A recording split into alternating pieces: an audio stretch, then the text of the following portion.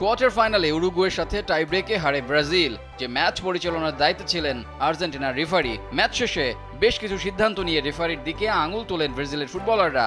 অনেকে তো আর্জেন্টিনার সেই রেফারিকেই দায়ী করেছেন ব্রাজিলের ম্যাচ হারার কারণ হিসেবে। অন্যদিকে কানাডাকে সেমিফাইনালে 2-0 গোলে হারিয়ে টানা দ্বিতীয়বারের মতো কোপায় ফাইনাল খেলবে আর্জেন্টিনা। ফাইনাল ম্যাচের পরিচালনার দায়িত্ব পেয়েছেন ব্রাজিলিয়ান রেফারি। তাহলে কি আর্জেন্টিনার এবারের কোপা জেতায় বাগড়া হবেন মাঠের দায়িত্বে থাকা রেফারি, নাকি টানা দ্বিতীয়বার মহাদেশীয় শ্রেষ্ঠত্বের মুকুট মাথায় পড়বেন আলবিসেলেস্তারা?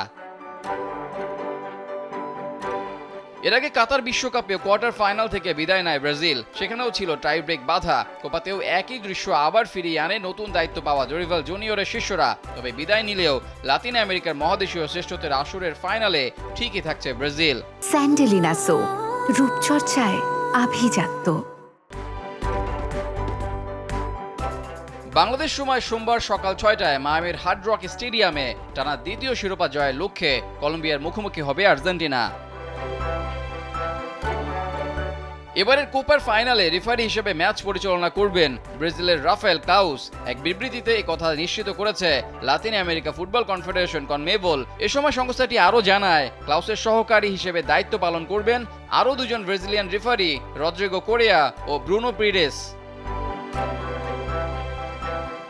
ভিডিও অ্যাসিস্ট্যান্ট রেফারি হিসেবে দায়িত্ব পালন করবেন আরেক ব্রাজিলিয়ান রোডলফো টস্কে। সহকারী ভিএআর রেফারি থাকবেন ব্রাজিলেরই দানিলো মানিস। চতুর্থ ও পঞ্চম রেফারি হিসেবে থাকবেন প্যারাগুয়ের দুই রেফারি এদুয়ার্দো কার্দোজা এবং জুয়ান বেনিতেজ।